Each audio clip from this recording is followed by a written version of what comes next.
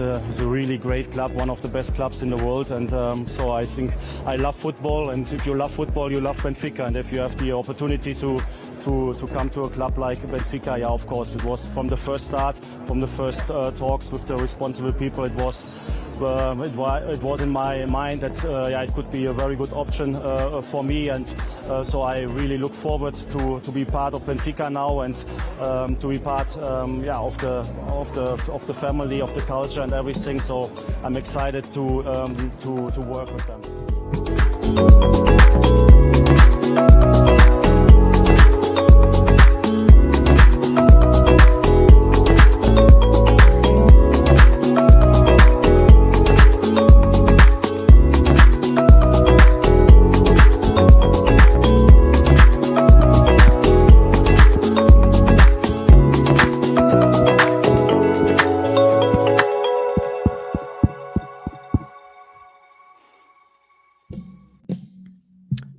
Hello.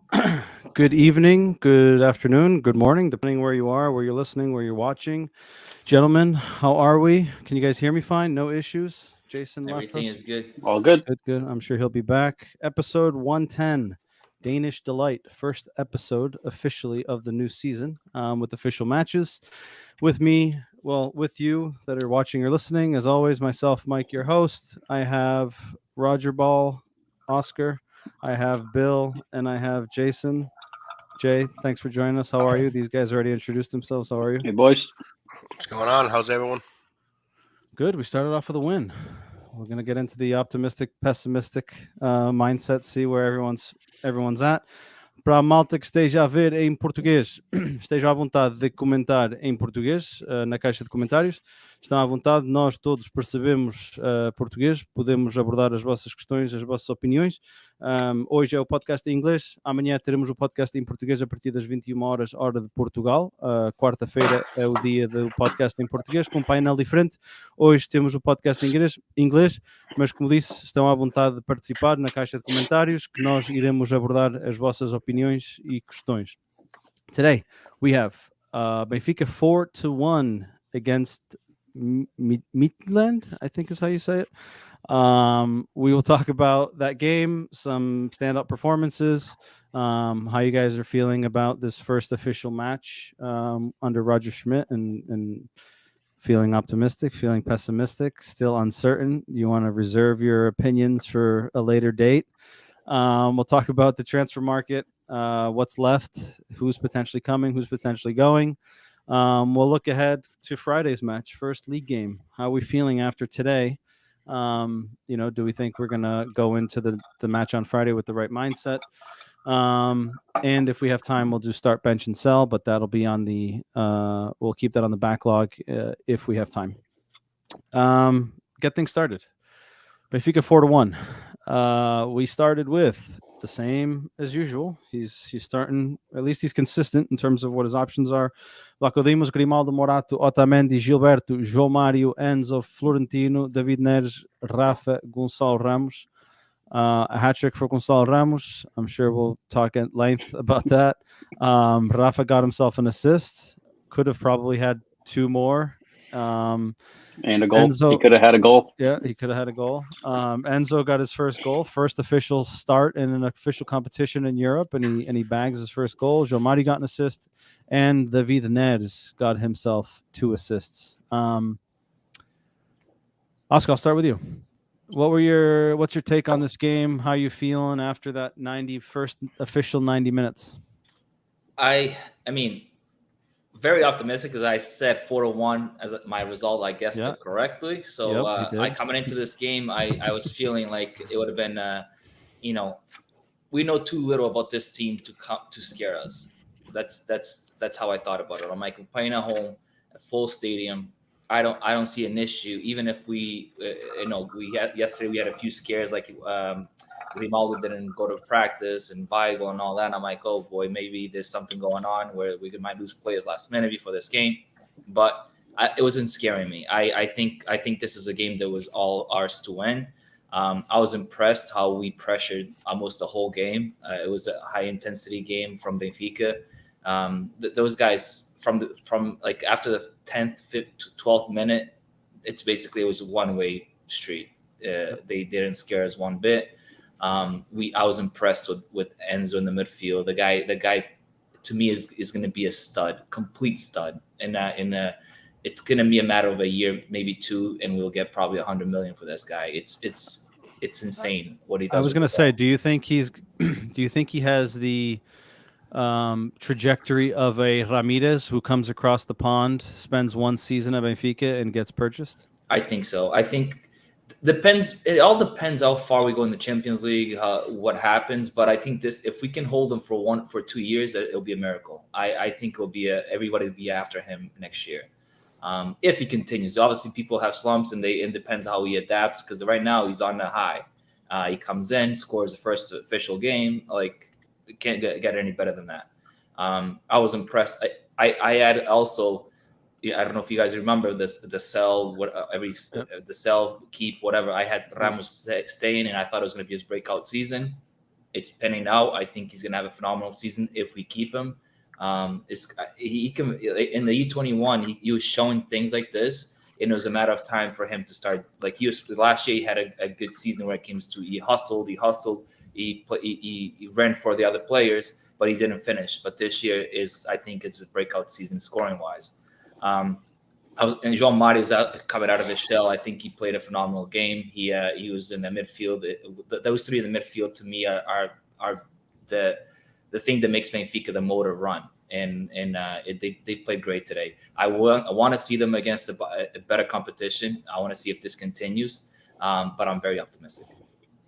Okay, Jason, do you agree? I see you nodding your head. Do you agree with what Oscar had to say? And I'm gonna pass the ball to you already in terms of your boy Gonçalo Ramos. I mean, he nets a hat trick. He could have easily had another 2 goals, maybe 3. Yeah. He scored again in the Eusebio Cup, right? And again, just to make sure we put it out there, I've been a critic of him in the sense of I want to see him score regularly, right? We saw last year he scored a lot of goals in the preseason. He looked good. And then, truth be told, he wasn't really a consistent option at the beginning of the season with JJ. Became an option with Nelson Veríssimo in the second half of the season, and started to get more minutes. And I think he scored 8 goals and got 4 assists throughout the entire season. This is a good start, right? I've said I want to see him scoring when it matters. This is definitely a good start. But it's 1 game, right? And again, if he's scoring, that's a positive for the team, right?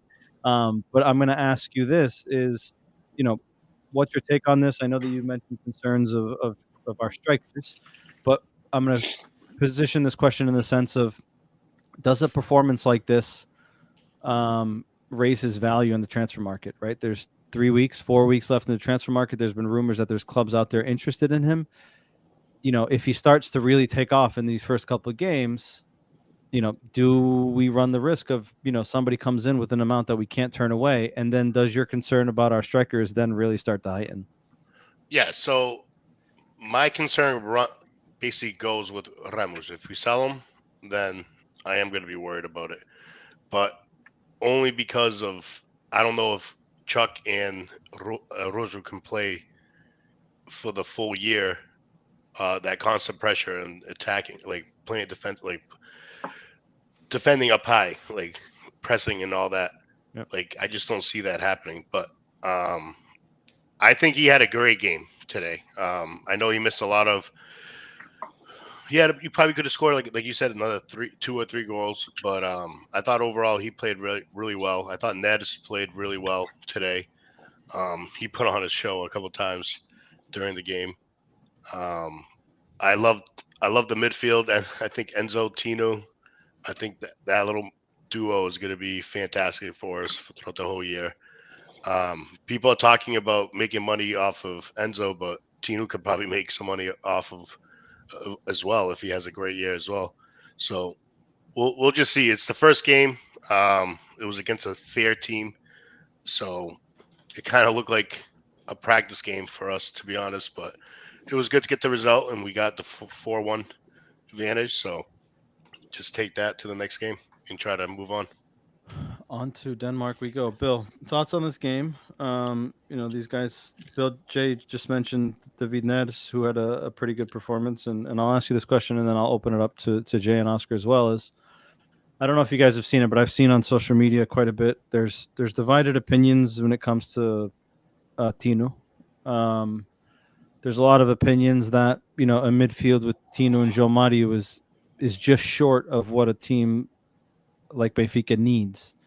Do you agree with that opinion? Like, right, there's rumors of the Norwegian guy coming in from Feyenoord, right? Yeah. And if he comes in, you're not going to bench Enzo, right? And he's more of a center midi type of guy, right? So he's not going to take João Mario's spot, right? So the likely scenario is Tino takes a seat, right? And especially if the figures that they're speaking of are accurate, right? 15 million, you're not going to go get a 15 million player to sit on the bench. So do you agree with the uncertainty of, is Tino enough? Or do you think that, like Oscar said and Jay said, that this midfield trio looks good, but again, we haven't seen them against legitimate competition other than Newcastle, which I thought was a decent test. Yeah, no, I agree. I think with Florentino, there's still a lot of unknown there, right? We had those great 6 months under Bruno Lage, and then he got loaned out and didn't really perform well. Came back, he's looked great, but I mean, it's still the unknown. Can he perform at this caliber for the entire season? I think it's smart business to get.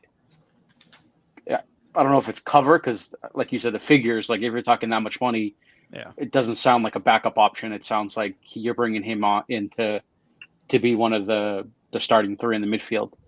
The only other thing I can see is Enzo maybe getting pushed up into that like 10 role, but the way he's been playing, he drops so deep and he constructs everything from. I mean, he's essentially like a holding mid sitting in front of the back three when we're building, right? Everything goes to him. So it'd be hard to see him playing in that 10 role. As far as the game, you couldn't pick, like if we asked everyone last week a better result, a better performance, like this was it. Like came in, yep, there was a little struggles in the first 15 minutes. We struggled to break their defensive line. They were sitting back. They had some deep blocks, and we were struggling to get between the lines, but they figured it out. And once that first goal went in, it was like the floodgates open, right? We just dominated the game. We controlled it.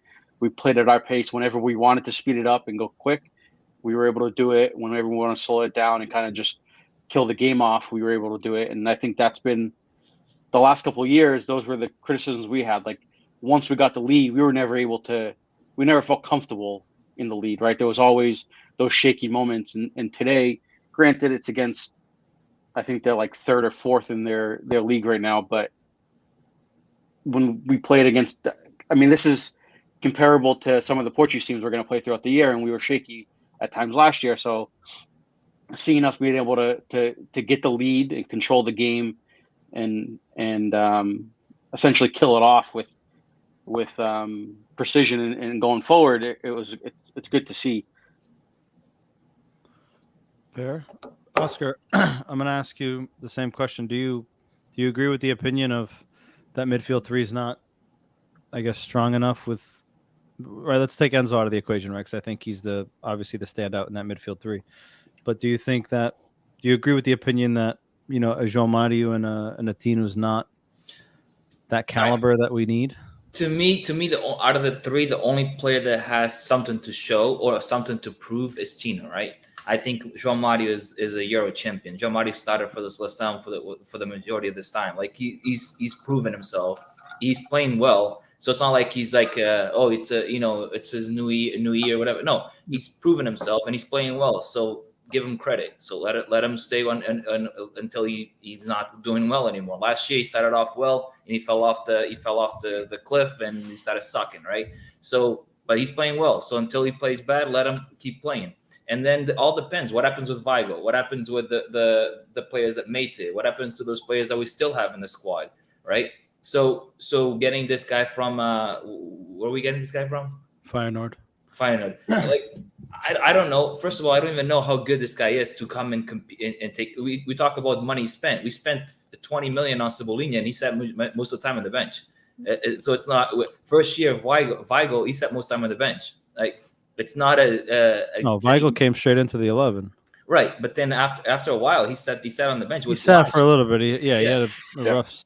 Yeah, he's but that's 20 million that sat on the bench. So it's not like it's impossible to somebody come in and sit on the bench. If Fiorentino and Enzo and João Mario are meshing good together, why put somebody else? Like until they start not doing well, then you move it around. But like if we sell Weigl, I get it. I get getting another player to come to replace him and then let them compete, right? But if we don't sell Weigl, there's no reason for us to spend this money, I think. And that's a rumor, right? Like this deal is hinging on if Weigl leaves or not, right? But you have to, if Weigl's not like Thiago says, Weigl para ser suplente não pode ficar, right? Weigl's got to either start and be a regular, which at the moment he's not, right? He barely played in the preseason. He's not an automatic in the 11. If he's not an automatic in the 11, then we have to ship him off. His salary is way too big for him to be sitting on the bench and to come in for 35 minutes, 25 minutes, right? Like it's unfortunate, right? Like that's the, what happens when you do business and things like this. But like, would we like to have a player like Weigl on our bench from a depth perspective? Of course. Is Benfica in a position financially to be able to support that? No. Like that's a huge salary that we have over our head that we can't have. But I agree with you, Oscar, right? Like don't fix what's not broken, right? Like if we do go and get this guy, but does it run into the situation where there's too much pressure, right? Like you got 15 million sitting on the bench, even though his salary is going to be less than half of what Weigl's making. But Mike, if Tino keeps playing the way he's playing, I don't think the fans are gonna. I agree. To sit. And only that, and you guys remember he's a homegrown player too. So but you guys do remember when we got Weigl, right? We had a system that wasn't broken, and we got Weigl. Correct. And he came in, right and to people 11, complained. and then the system broke, right? Correct. So like then that's when the downfall happened, and we blamed the fourth whatever that was, but it was when Weigl came in. So you guys, there's a system happening now. This team is actually playing really well. The preseason was spectacular. I thought we played awesome. We're starting to fall into this Roger ball, like my signature says. So why fix something that's not broken? Like why bring some player that's going to basically he has to start? No, he doesn't have to start. This he's playing well, so he doesn't have to start. Now, if you don't want to spend that money to put on the bench, then don't spend it. Fair. I wouldn't. I said it in the message in the chat. I don't know why I wouldn't waste the money to go get the Norway guy. But if you don't go, unless there's a backup plan for something like that, right? So if we move Weigl, we need depth either way. Like correct. That's what I was gonna say. Right? If we move Weigl, I think we need depth. I think we need a player to play João Mario's spot. Chiquinho can't be our alternative in the midfield right now. Like, well, Chiquinho didn't even go in as a center mid. He went in on the wing. Right, but the fact that he's an option is right. The likelihood of us moving Weigl and Midtjylland is high. Right, who's left to fill in that central midfield role? Exactly. Right, you got Paulo Bernardo, but he's not really a deep lying guy. You got Martin Neto, right? Again, youth, right? Like, do we feel comfortable with the remaining depth that we have in the squad if we get rid of those two, which is likely? I don't. Nope. Right? Like, if we want to talk about having a balanced squad and having options, and I'm of the opinion, and we'll get to it later, I think that Roger Schmidt is going to opt for a philosophy of not having a concrete 11 throughout the season. Like I could see this week for Arouca, like Ba coming in, right, for Gilberto, right, and him kind of moving a few different pieces and giving the players. He should. And I agree, yeah. But like that being able to build that consistency, because at the frenetic pace that we play and press, it's impossible to last. These guys will get burnt out. I mean, we see it with City. The City doesn't Cancelo is one of our best wing backs in the world, and he doesn't start every game because he rests him here and there. So you see that with a lot of players in big teams like that. So if we do have good backups like we have for the right back position, right, then I don't have a problem with switching off. Absolutely don't. Do you guys share the same concern? My next concern, like looking at this team, I didn't even think about the backups because we have Weigl playing in the midfield, but I'm more worried about João Mario's backup. Like who else could play that position on that team? Would it be like that Neto kid? It would be Neto Paulo Bernardo. Probably Paulo Bernardo, right? But like in the position that he's playing right now, he's not really we playing had one, as but a we let 10. him go. He's yeah. I was about to say that he's playing. He's playing as more a of like hybrid. winger. Yeah, Rafa's normally Like playing more down the middle, and Jean-Marie is playing wide. But Thiago makes a good point here, and it could be Horta, the one that probably something. I'm done with this guy. Which is and right now, I mean, Horta would come in, and most likely he would go to the starting 11, right? But then I see. Do you think why would he change? Like you said, you just I know, said it. but that's why what would I you mean. change something that's not broken? No, I wouldn't. But I think he most likely goes into the 11. If we buy Horta, most likely is to go to the starting 11. That means João Mario is sit, right? So now we have 3 smaller dudes in the midfield. I feel more comfortable with the lineup that we have right now. I think João Mario meshes really well with Enzo and Tino. So I wouldn't touch it. I wouldn't touch it until they mess up. I don't disagree. Tino was throwing some nice balls around today, and Enzo, of course, it's going to be nice to see that throughout the whole season. Just pinging balls to the corners, it was nice. Enzo keeps it pretty simple, which I like. I want to talk about David Neres. He hadn't played in something like 7 months when he made his move to Shakhtar from Ajax. They obviously didn't end up starting the season. He was in Brazil trying to stay fit. Right. And before, when he first came, right, we all, I think, shared the same opinion, right? Like, another Brazilian guy. Yes, he's been in Europe, but like, are we running into another Cebolinha, right? And obviously he came with a much lower price tag. He showed us glimpses in the preseason today, first official game. Again, taking into consideration that he hasn't really had much match fitness for quite some time. But today, I mean, if this is a glimpse of what we can expect from him, and before I share my opinion, I'm going to pass it to you guys and kind of get your thoughts on, like, what is it that stands out to you with him, but also ask you guys, what is the difference that you see that he brings to the table that maybe an Everton wasn't able to do? Bill, I'll start with you. I think the biggest thing in comparison to Everton is his willingness to go one-on-one. Like, he'll get the ball and just go at you, right? And he's a lefty, right? But he's shown he's pretty damn good with his right foot. Like, he's not afraid to play a ball in. I think the first goal actually came off of his right? I think he crossed off his right. Both assists with 2 crosses with the right. Like, he wasn't afraid to use it, whereas you've seen sometimes where guys will cut it back and try to get it to the preferred foot. He takes his pace. He's quick. He's quick. His feet in tight spaces, it's unreal. Like, he had one. He megged the guy in the corner. On the end line. Yeah, and I was like, oh my god, this guy, like, and that's the thing. He looks for stuff like that. Like, he's tricky. He's that like the Brazilian flair, the Ronaldinho type thing, where he's looking to put on a show, and he's got the skill to do it. And I mean, it took some time to get the rust off because in preseason he didn't look too good. But today, if that's showing anything we're going to get, then between him and Rafa, we have a pretty legit combination on the wings. Jay, I was gonna, as Bill was talking, it kind of brought up another question that I have for you. So, right, thoughts on Neres and kind of what you see that he brings to the table that maybe Everton wasn't able to do. But then I'm going to ask you guys this question as well: is, right, we talked about the players look looser. They look more willing and able to be creative and be themselves and just kind of express themselves, right? Just let it happen, right? And a lot of these players that are creative, they need that, right? They can't be handcuffed. You can't make things difficult for them. Just let them go out there and live the game and feel the moment and let it happen.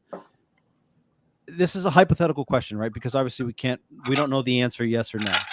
But do you think that in a style of play like this, that in Everton could have been more beneficial than he was with JJ's style? Yeah, because this style is more offensive, 100% more offensive, and I think it would just help him because he would be pushed up more higher up on the field. But do you think he has the same type of characteristic that David Neres has? No, not at all. He's different player. I think Neres is faster. And that is not I didn't see it for 2 years. I felt like Cebolinha was scared to go one-on-one with the player. He would cut in a lot. and Ned's just like, see ya, like let's go, let's go down the sideline and dance. We'll go to the touchline and he'll put a cross I'll in. nutmeg and you. Yeah, like it's like what you said, like the Brazilian show, and he has that flair. And I don't know, it was good. I thought he was the best player. I know Ramos scored the most goals, but I thought Ned has played really, really good today. I thought he was the best player on the field, in my opinion. I think the biggest difference between Neres and Cebolinha is legit that Neres is a lefty and he goes to the he's not afraid to go to the end line and cross with the right foot. With Cebolinha, it was almost a guarantee that he would run. He didn't have a left. Player one-on-one and then cut back to cross it or shoot with his right foot. And he was playing as a left wing. You can't do that. You have to be able to do it. I know Simão Sabrosa used to do it a lot. He used to cut in and shoot, but Simão Sabrosa did something that not a lot of players were able to do. But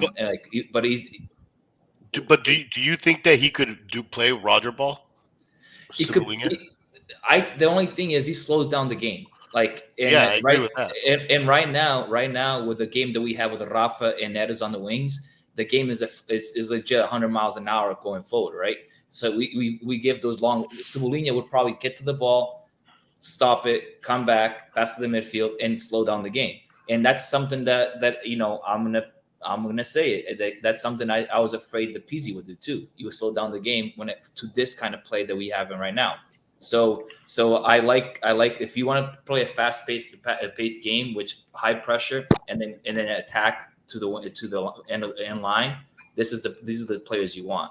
Cebolinha and Pizzi will slow it down.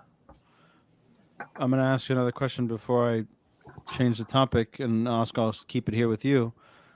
Right, you talk about Rafa and Neres, right? These are the guys. I mean, we saw one or two counterattacks today where they were just blistering pace. I mean, right. Rafa fed a ball through into him, and when he had that shot left-footed off the crossbar, I mean, just the pace of these guys going, north to south is astonishing, right? And it's going to be tough to contain.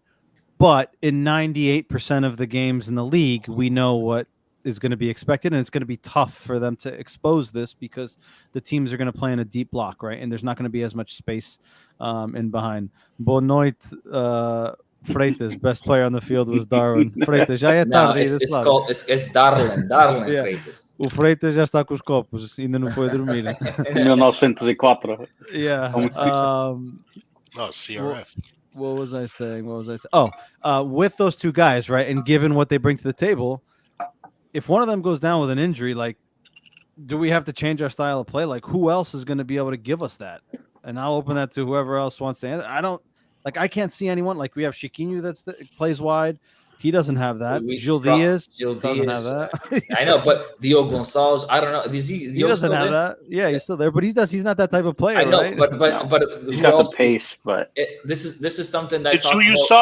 It's who you saw in the preseason. It'll be the kid. Yeah, probably the kid. Moreira. 17-year-old kid. He's the closest to them in terms of characteristics. That's the thing. Because I feel like he wants the wingers to fly, and we have two flyers. Those guys can fly. But after those two flyers, we got cement shoes. But you have to understand, the way those guys play, it's full throttle. I don't think they can last a half a season doing that full throttle. And even in tights, they like to take guys on, so they're gonna get tackled. You know how many times? Look just today. Today, Rafa went flying. How many times? When he was getting away from players? Eventually, one of them's gonna pick up a knock, and they're gonna be out for a few games. But yeah, I know our other topic at the end is transfer market, but I do think that's one of the areas we need to look at is another winger or someone with pace that can. I brought this up not too long ago Can we bring up Rafa's miss?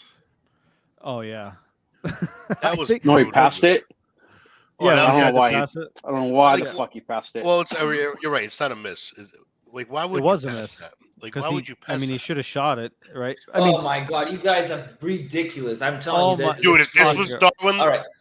Wait. I would, and just for the record, hold on. Wait. But before I just want to put a prefix there. For the record, we normally have the highlights.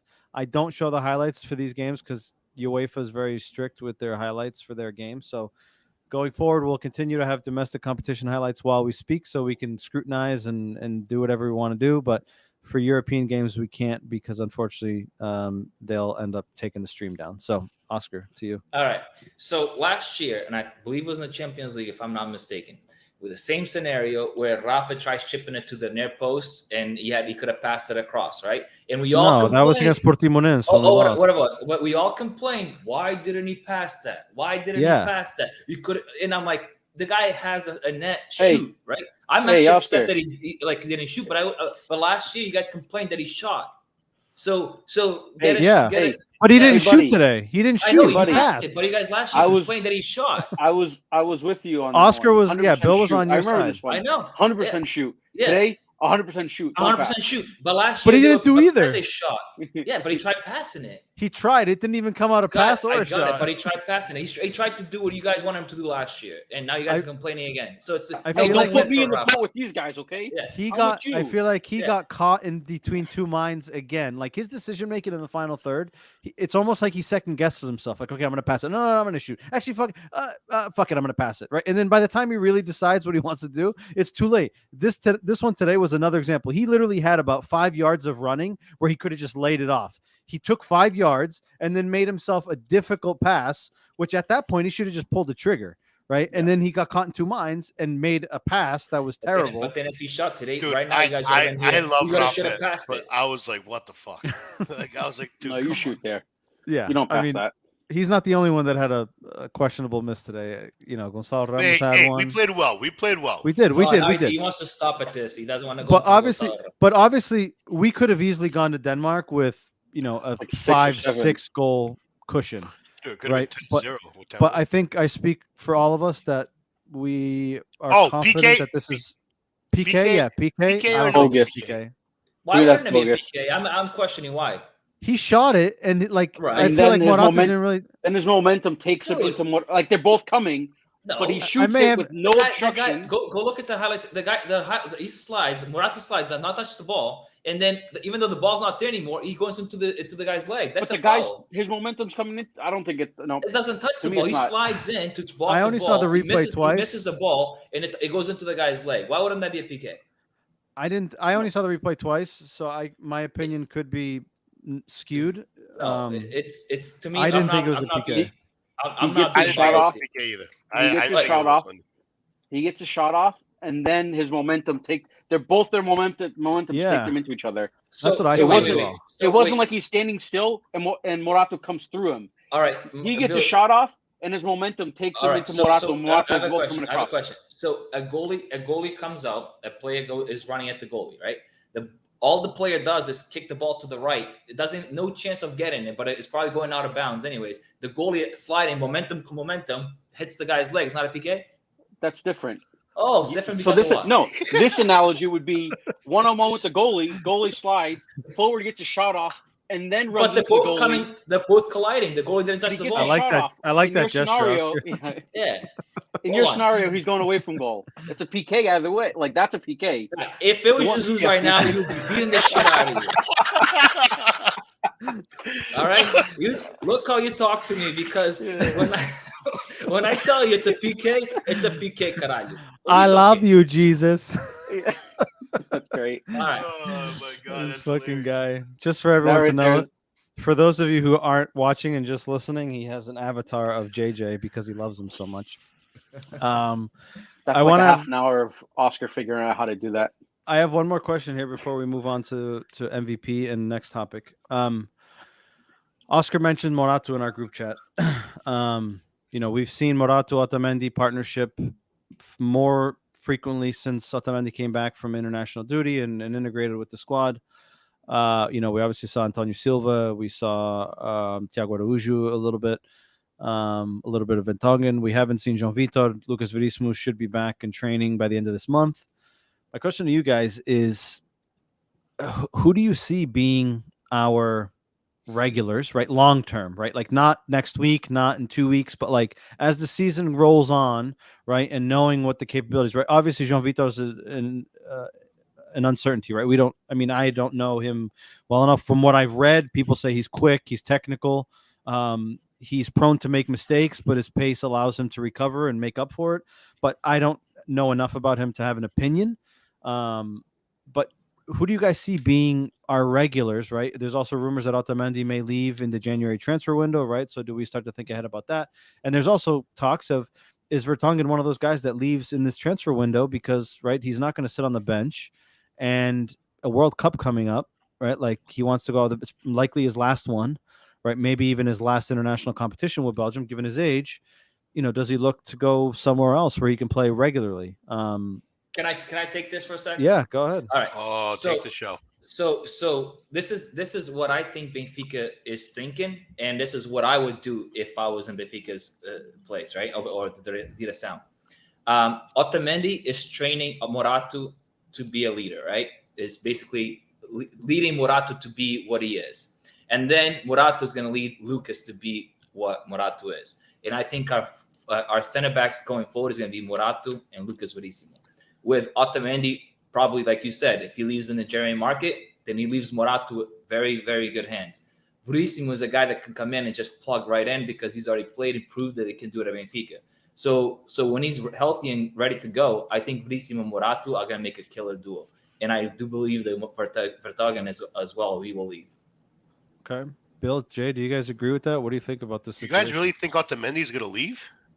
If the he rumor does, is it's his last. I think this is his last year.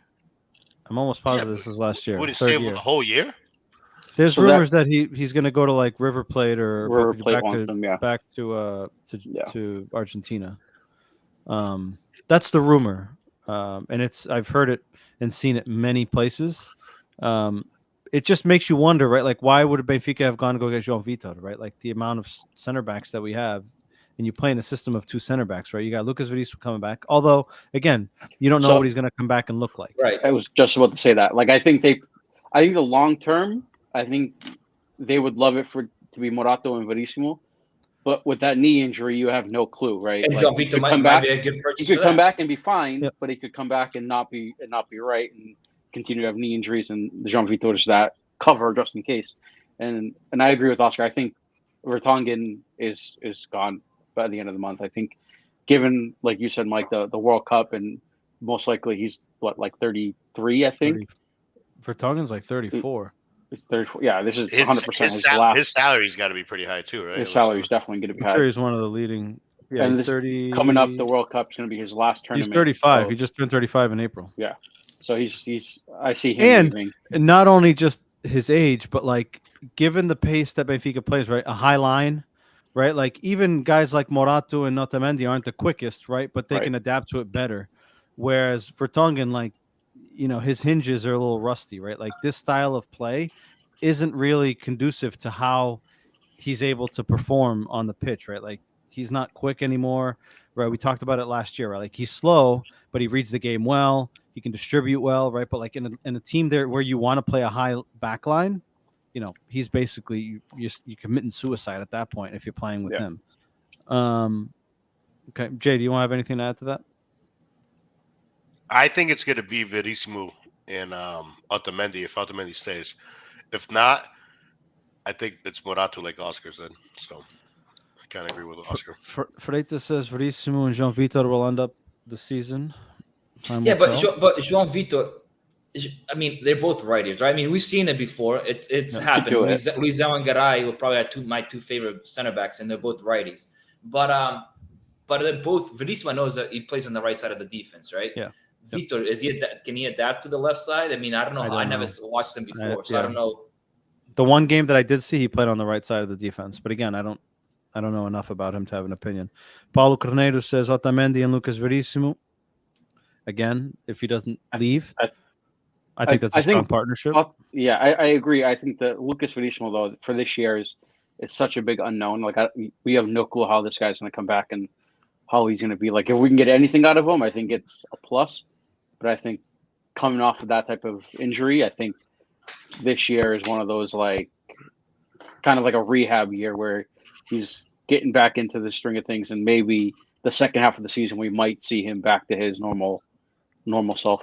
Do you guys do you guys think Morato is a surprise this year, or do you think they had it in their plans that he would turn out to be as as he's playing. I mean, Benfica invested quite a bit on him. Right, but last year was a fourth center back. He wasn't. So for him to be a starter this year, I think João Vitor came because I don't think they believed in Morato. I think.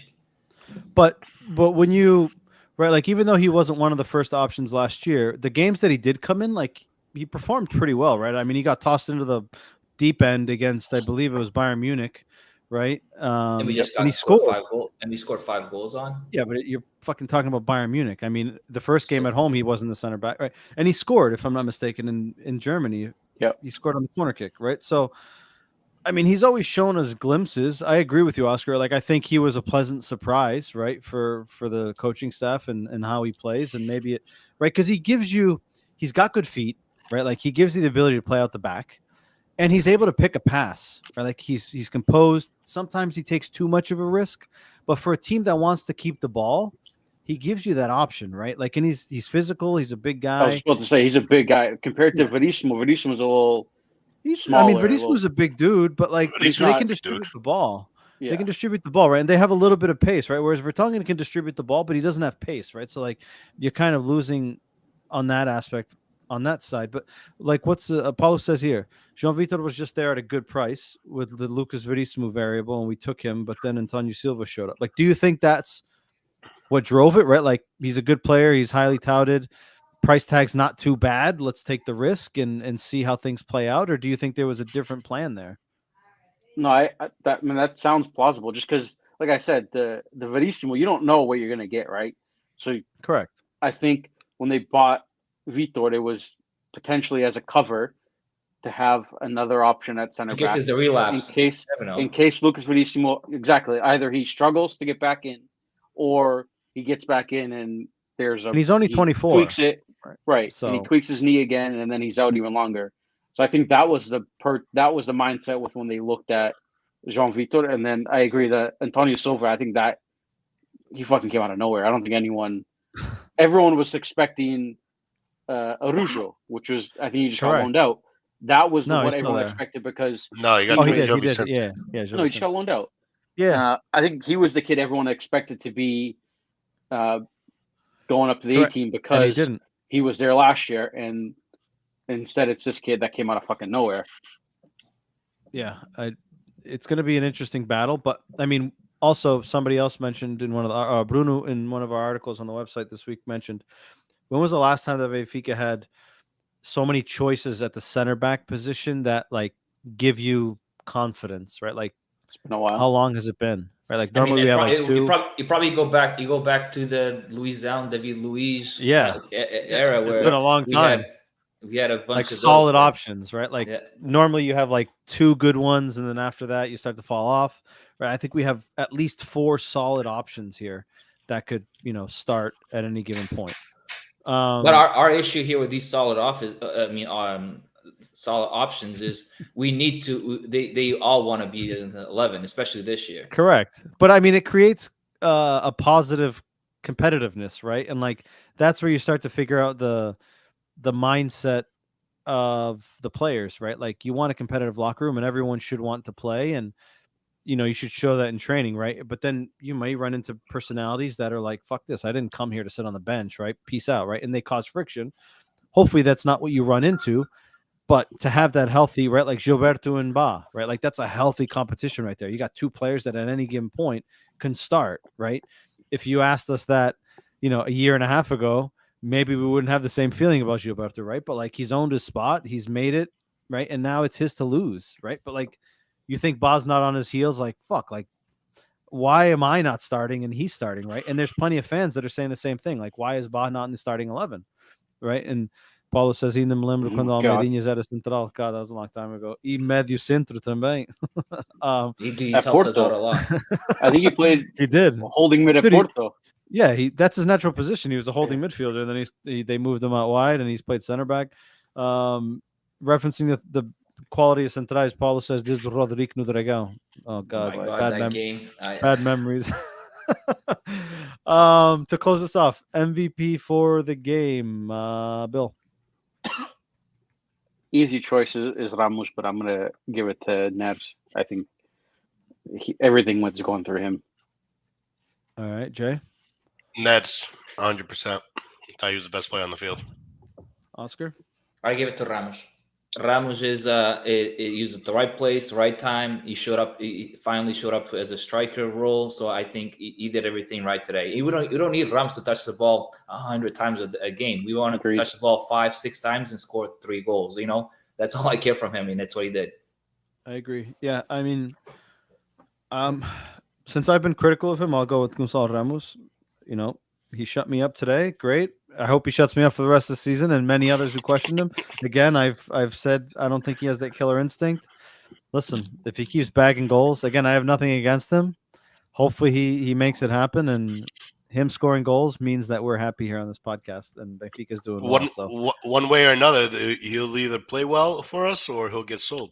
So yeah, so he'll either make us money or he'll score goals for us. Moving on to the next topic, which is the transfer market, and I think the main talking point here is that guy exactly, Gonçalo Ramos, right? Again, rumors that he's potentially going to leave. Do you guys think they asked him today? They asked Roger Schmidt today after the match. You know, a lot of people might be after him after scoring 3 goals in this game, right? That just widens the spotlight on him. He said he's happy that he's his player. He's happy that, Gonçalo Ramos is happy to be at Benfica, homegrown.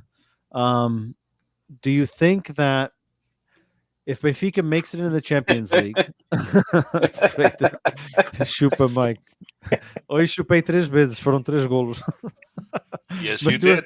Mas tu, ano passado, chupaste muito também com os golos do Darling. Não te preocupes. Agora é a minha vez. Do you guys think that if we make it into the Champions League, that it makes it easier for Benfica to keep him? Or do you think that it's indifferent? Like if we get an offer of 50 million, right? Does Benfica say, that's a lot of money. Let's move him on and let's take it? Or do you think Benfica plays into the thought process of, listen, he's playing well. Let's ride this wave. We go into Champions League, gets more exposure and see what comes of it. How do you think we approach this? So here's the situation. You ride it. I know. I personally would too. But here's the money, how money works, right? 60 million right now because he scored 3 goals. If we get knocked out of the Champions League, 60 million, dude, just today. That's what I'm reading Paulo Carneiro's message. Oh. Yeah, today's price tag went from 40 to 60. All right, so 60 million today because he scored 3 goals and we're still in the Champions League. If and it's a big if, we say we play Dynamo Kiev when we get knocked out of Champions League, that price tag goes down to back to the 40, right? So this 20 million right there riding. So now Benfica has to make a decision. Sell him now and make that 60 million that we just made from his price tag going up, or take a chance, and if we get knocked out, we lose that because we have to sell him afterwards. We do have to sell to make that money that we don't make going to Champions League. So I would keep him. I would ride this wave. I think we don't get knocked out of Champions League. I think we go to group stage easily. So I would ride that. And the positive is, and before Jay and Bill, you share your thoughts, the positive is that we'll find out our fate before the transfer window closes, right? Yep. So the playoff, if we make it to the playoff, the final playoff game will be at home against Dynamo or Sturm Graz, and there still will be a week left in the transfer window, right? But again, the price tag will be low. Correct. Right now it's higher. It's like we're basically playing real life Deal or No Deal at this moment. Yeah, 100%. Right? We have the chips in our hand, right? And we have the high value, but things could lessen as time goes on. Yeah. Jay, Bill, any thoughts? No, I agree. Missing the Champions League definitely changes things. I think that they say it's 35, 40 mil right off the bat. Group stage is a lot. That does make a difference. And like Paulo said here, that's what happened to Ruben Diaz. I think it's a little different than that. We didn't just sell, with Ruben Diaz, we didn't have any huge transfers. Right, but we didn't have any huge transfers. We just sold Darwin for 100 mil. That money. We sold João Felix the year before, Ruben. No, it was 2 years before. 2 years. Are you the sure? year, 2 years. Ruben went last year. Yeah. Yeah, when no, JJ. No, the year before. So it was 1 year that João Felix went. So 1 year. 1 year, 2. One. It was the year before. I don't think it was the year before. I think it was 2 before. João Felix. Keep talking. I'll look. Keep talking. I think Felix left 2 years before Ruben Diaz left. But I mean, the money we just made off that 2019. transfer. Yeah. Oh, it was the year before. Year before. So Ruben 1 Diaz year. left 2021, and João Felix left 2019. So he went to Atleti the summer of 2019. So it was the year before. Okay. So I mean, that throws my theory out. Reset. All I know is, according to Paulo Carneiro's math, if Gonçalo Ramos scores another hat trick, Oh, 75, easy. He goes up to 80. Well, it's Arouca, so a league game is less Yeah. increase, but put So him that's around the thing 70. with a striker. Like we just saw Darwin, right? One good year, and his value goes from the 20s to 100. Like, but it mattered that he played the Champions League and he did right. well. So that's what I'm saying. Yeah. If we get through the Champions League, then 100% he stays and ride the hot hand at this point right now. He's bagging goal. One game in, he's had a hat trick. But if I kind of agree with it. I want to let it ride. I want Gonçalo Ramos to be our striker for the whole season, but we'll see what happens, I guess. The thing with him too, like he's homegrown, so his salary isn't huge. We don't have like the transfer to get him to Benfica. Like with Darwin, we had that 25 mil kind of like hanging over his head, right? And the salary and all that with Ramos, foram like 100 milhões. Oscar, give Freitas his phone back, dude. inflation. Foram 100 Now milhões, caralho, não foram 200 milhões, 100 milhões. Eu estou a ver que o Oscar roubou o telefone. Eu gastei todo o dinheiro do Benfica. Clip that. I know Freitas is enjoying this. Moles. Right oh my god, That was good. That was awesome. These guys. Do you guys have any other concerns in terms of the transfer market? Obviously, there's talks of Grimaldo, and it looks like Cucurella from Brighton is heading towards Chelsea, and that was a target that Manchester City was chasing. They also lost Zinchenko to Arsenal, so now they're left with, Cancelo playing left back. I don't know who the hell their other left back is now that Zinchenko left. Some kid from the academy. There's rumors that they're going to turn their attention to Grimaldo. So he's one guy that's potentially going to leave. But let's just pick Grimaldo and Weigl. Do you guys have any concerns seeing? I mean, we already touched on Weigl earlier, but let's just focus on Grimaldo for now. Do you have any concerns seeing him leave? I mean, I know I do because we haven't seen Ristich yet. He's been hurt. And I think this style of play might suit Grimaldo really well. But I'll pass it to you guys. Jay, I'll start with you. Any concerns if Grimaldo leaves? Absolutely. And I'm not a big Grimaldo fan, but the problem is what you just said. I don't know. I don't even know how to say his name. We got Gil Diaz though. Yeah. Okay. Exactly. I just don't trust that. I don't. That worries me a lot. We better go get a left back somewhere. I think we would, in my opinion. I agree. I think if he leaves, I think Benfica has a plan B of right. If he leaves, we're going to get X. Problem is you're not going to get much for Grimaldo because he's in end of season or his last season of contract. Maybe we go get Nuno Tavares back. Dude. That was the best $8 million euros Benfica made. Hey, what's the request for Grimaldo to renew? What is he asking for? I haven't seen. I don't think he wants. I don't think the question is money. I think he doesn't want to. I think he wants to go back to Spain, or he wants to leave Portugal. His plan all along was to go back to Barca because that was a rumor, but now it doesn't look like Barca is interested at all. And yeah, and I don't know if they have money. Well, I mean, apparently they have monopoly money. I don't know where the hell they're getting it, but they got money. They're printing it in the back. Paulo Corneto says we need a 10. Do you guys agree with that? Yeah. We talked about Ricardo Horta, but do you think that we need a pure 10? A guy that's like a legitimate 10, not like a hybrid like a João Mario? How many of those are out there? That's the thing. Go. Not many teams play with a 10. Not many teams play with a pure 10. Pizzi's not a pure 10. He's a creative midfielder, but he's not a pure 10.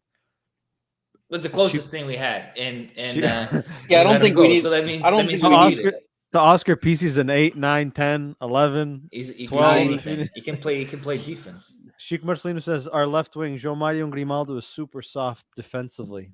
Agree or disagree? Disagree. Agree. I agree with that too. I agree. Disagrees.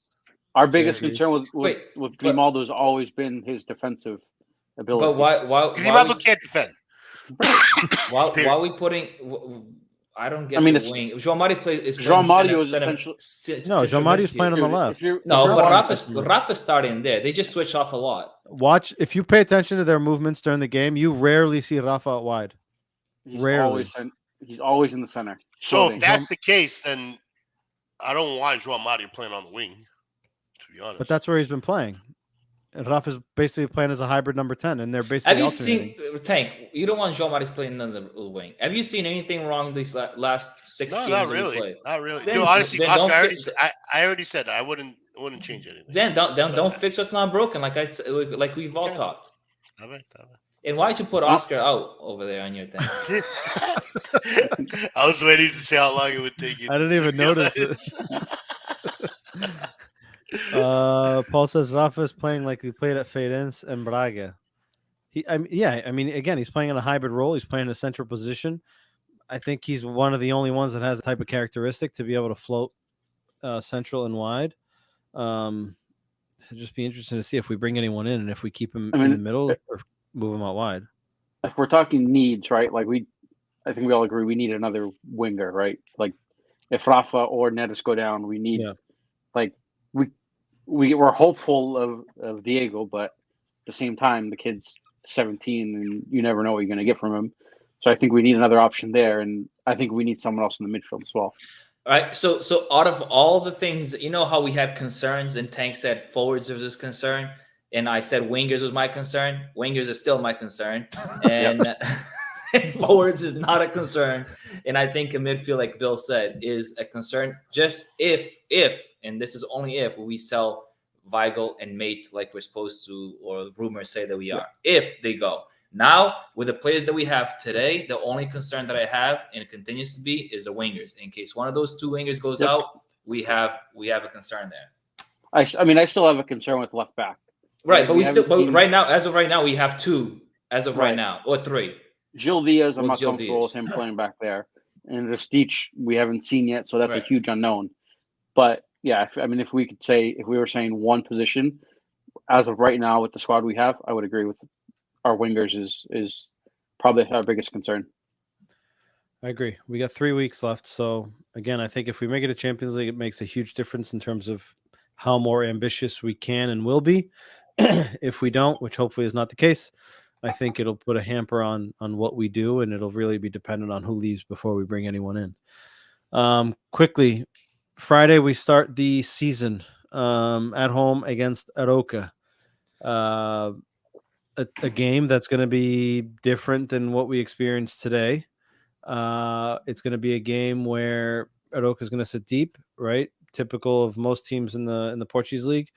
And it'll be an interesting test to see how we adapt to that type of style, right? Midtjylland today, surprisingly, to start the game, played high, right? And tried to press and made things difficult for Benfica for the first 15 minutes until we scored. Arouca is not going to do that, right? I'll be very surprised if they do. They're going to sit back. They're going to play a deep block and basically just say, we're going to sit deep. You guys come at us and see how impatient you can be. And hopefully we'll be able to hit you guys on the counter or get a set piece. Bill, I'll start with you. What are you expecting for this game? And do you think that, we're going to struggle to break them down? I'm confident that we will win given the weapons that we have, but do you think it'll be one of those games where, we're going to keep blowing, and eventually we'll blow the house down, but it's going to take us some frustration to do it? Or do you think that Benfica is going to be able to unlock them fairly easily? The first 15 today, it's hard to expect that because, like you said, Midtjylland or however you pronounce the damn name, they surprisingly came and looked like they were. But it's also the first official game of the season for us. Midtjylland's already played 3 or 4 official games. Yeah, right. But with Arouca, they're just going to sit deep. But I think with the players we have, like with Rafa and Neres, like it's not just pace. Like they can work in those tight areas, and we saw it today where it was a lot of one touch, move the ball quick, and it's very fluid up top. But I could, as long as we're taking our chances and whatever we do get early, and if we can get an early one, I think we blow the doors off. If we see the Ramos that we saw at some points last year, where he struggles and misses a few, and then it could get a little tricky because the longer we go without scoring, then I think the more issues that we're going to have trying to break down that 11 man behind the ball. The good thing about this game is that we don't rely only on Ramos to score. I think Yaremchuk and Enrique Ruji coming in today, you could prove that they both could have had a goal, easily had a goal each, right? So we have potential to change the game differently to adapt to whatever situation is happening when it comes to the attacking mentality, right? So if they're closing down and they got Ramos can't do much. If putting Chuk in, Yaremchuk in, completely changes how Benfica plays. All right, it's totally different than how Ramos plays. So we change the whole dynamic of how the game is being played, and it could help us. So it's good that we have these alternative players that can come in and change the game. I think we'll be fine. I think if we struggle the first half, second half we score 2 goals and we'll win. Jay, what are your thoughts of this game? Well, I don't want to get ahead of myself, but I kind of want to see the lineup. But I'm not asking you for a prediction. I'm just, how do you think it'll play out with the expectation that Arouca is going to sit deep? I think we're going to smash, dude. I think we're just going to go play at home, open the season up, bada bing, bada boom. All right, it's going to be. And like, Biggie's going to be sitting right out, almost on the field. He'll have my tickets, so hopefully he brings us some fortune over there. The game is Friday at 3:30 our time. Yeah. Oh man, you guys game. And then we play the following Friday again. I have Friday off. So do you guys expect rotation? Or do you I think expect a couple guys. This? I think Ba plays, gets minutes. I wouldn't be surprised if actually no. You have to ride Ramos, right? Let him ride. Yeah. I don't know if do you touch the midfield 3? I don't think so. I wouldn't touch them right now. Do you touch maybe give wingers? them a break in the second half? No. Wingers, I don't think you touch. I think the only change we see is Gilberto for Bob because you don't see. Do you keep Flacco in that because he's a big rider on that? Yeah, you don't touch the goal. You don't touch the goalies. You don't touch the goalies. I can't see him making many changes. The only change I expect is Ba, and the only reason I expect that is because Arouca is going to sit deep, and Ba gives you more of an offensive threat.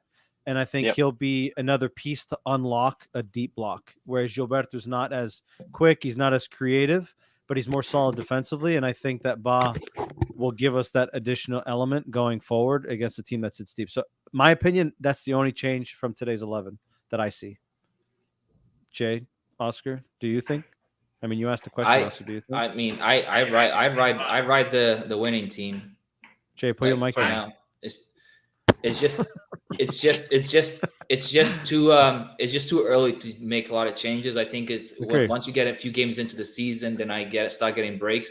But right now we're just too early. Only issue is they only have 2. They have 2 days between. It's a quick fucking turnaround. Yeah, then let's get in the month first half and change. But it's early in the season. Month, they got a shit ton of games in the month of August. I would play the starters. Yeah, don't rotate too much. One guy here and there. You can rotate in Denmark, right? Next Wednesday, right? We got a 3-goal cushion, right? Make a few more changes in that game. But I wouldn't opening the season. You have to start strong and send a message. I wouldn't touch too much. I wouldn't risk it. Yeah, I agree. Benfica last time that we dropped points against Arouca was back in 2000 and don't tell me it's 0-0 na luz. No, it's 2013. We tied 2-2 in December. Oscar's favorite friend was our coach. The starting 11 in that game was Artur, Bruno Cortes, Garay, Luisão, Maxi Pereira, Gaetan, Enzo Perez, Feija, Rodrigo, Lima, Markovic. That team was actually pretty solid with the exception of Bruno Cortes. Bruno. And Artur. I mean, Artur wasn't bad. Dude, Pito que deixou entrar, holy shit. No, though. You had some games, he looked like a Moreto. Moreto had some good games too, but then he was... he makes so many saves, but then he's like Biggie. Saves the hard ones, let the easy ones in. The shitty ones in. Ever since then, we have won 1, 2, 3, 4, 5, 6. The last 6 games we've played in between league and cup games. So again, a home game. Last year we won 2-0 with goals from Luka Waldschmidt and Yaremchuk. I was in Portugal for that game. Yes, I remember that game. It was like the second game of the season. So this time we play them first game of the season. All right, so we will have our predictions later in the week or on Friday as we get closer to kickoff. That covers it for today. We'll keep bench sell for next week. I have an interesting one for sure. I'm not going to real quick. Come on.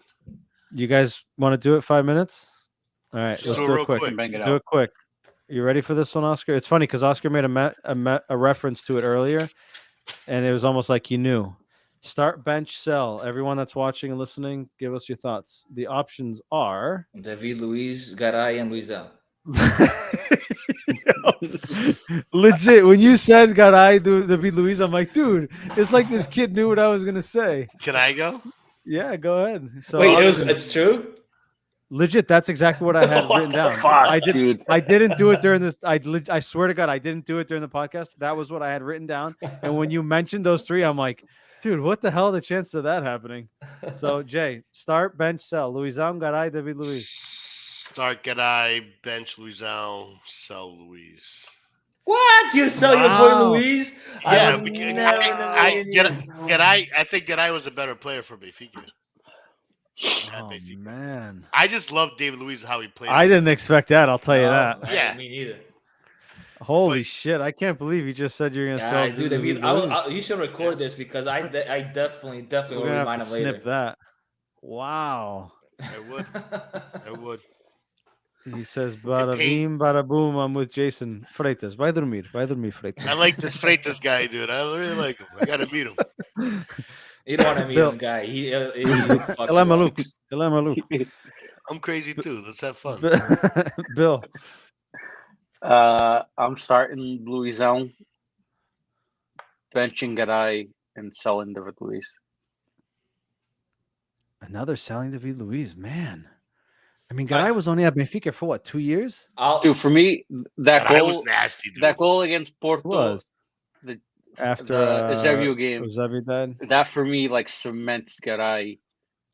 Like, he was. Damn, he was there 3 years. I didn't realize he was there that long. Wait, he was unbelievable. You said sell. How long was David Luiz there for? David Luiz. I just love how David Luiz played for the shirt and how he spoke about Benfica. Like, I always was a fan about that. Yeah, but he also didn't come. He couldn't come back this year. And hey, Tank, you're also benching him. So why are you talking about? No, he's selling him. He's selling him. Yeah, what kind of ridiculous? David Luiz was with us for 4 years. You made $25 million off him. But the first year he was. You only sold Garay for 6, which was still a questionable thing. That was because he was Real Madrid's. Yeah, player. Real Madrid essentially owned him. Yeah, it was like a Ricardo Duarte situation. Everyone had a little piece of the pie. Oscar. All right, I will start my Capitão, which is the internal Capitão, the guy that's been there for the longest out of the Estrangeiros, right? He's made every single one of those players leaders. Like, he has made those guys players, right? And I would absolutely bench Garay because I think he's a great defender. And David Luiz, I can send him with Hulk to get some lessons because Hulk taught him once or twice. He's playing in Brazil with him now. Maybe good. I know. And actually, they actually got into a fight. Yeah, recently, like a week or so. They got into an argument. They probably lembra-se daquela cuequinha que tu me fizeste lá no estádio da Luz? All right, so that's 3 sells for De Luiz. Mike, what would you do? For me, I mean, you have to start Luisão. And I would bench David Luiz and I would sell Garay. They're both good players. But you make more money on David Luiz. Why not sell? I know, but I'm not looking at it from a monetary perspective. I'm just looking at it from a player perspective. I feel like David Luiz says I can relate more to him as a Benfica player than Garay, even though Garay was incredible in the 3 years that he was there. David Luiz was equally as incredible in the 4 years that he was there. So I'm going to go different approach here, even though all 3 of you guys sold him, and hopefully he's listening, and that means he'll come on the podcast because I didn't sell him. So, yeah, maybe that was my mindset. It wasn't monetary or playing style. It was just maybe he's listening. All right, so there you have your bench start, bench sell for this week. 3 cells of David Luiz, which I completely did not expect that, especially Jay's. So that definitely threw me off guard. I want to thank everyone that was in the chat, everyone that may be listening after the fact. Don't forget to check us out on social media, Facebook, Twitter, Instagram, TikTok, YouTube. We've made some significant strides over the last week in terms of followers. Chico Marcelino says, start Garay. Overall, the best center back. Luisão, too much leadership. And sell David Luiz, he's unpredictable. I agree, but I like Luisão better. Yeah. I don't disagree that Garay was probably the best overall. Yeah. Mm-hmm. That's why I picked but as a CB, you don't want the best technically. You want the best that's a leader on the field. With like you remember the best center backs in the world. Like they were not like that gifted. They were just leaders, complete leaders. Yeah. Paulo, thank you. Good night, everyone. Thank you for tuning in. Good like night, I said, man. don't forget to check us out on social media. We're almost at 26,000 on Facebook. We've made some significant strides on the other platforms. Check out the video that we posted earlier today. We make it a point to offer a red pass. Today we had another 10 or 11-year-old that got the opportunity to go watch a game at the stadium front row with his dad. First time watching a game there in that area of the stadium. So it was a good experience. And we try to differentiate ourselves from all the other groups, although everyone else is now, giving out tickets and trying to spread out the love when it comes to their followers. But check that out. It was a moment of, I guess, pride for all of us, right? That we're making a difference and not just sitting up here and saying stupid shit and sharing our opinion, whether you agree with us or not. But hopefully it's entertaining to some extent. So again, thank you all that are listening. Don't forget to check us out on social media. Tomorrow, Portuguese podcast at 4 p.m. Eastern time, 8 or 9 p.m. local time in Portugal. We'll be back next week with the English podcast again, Tuesday, 8 p.m. next week. As always, gentlemen, it was a pleasure. Have a good evening. E Viva Benfica. Viva. Viva.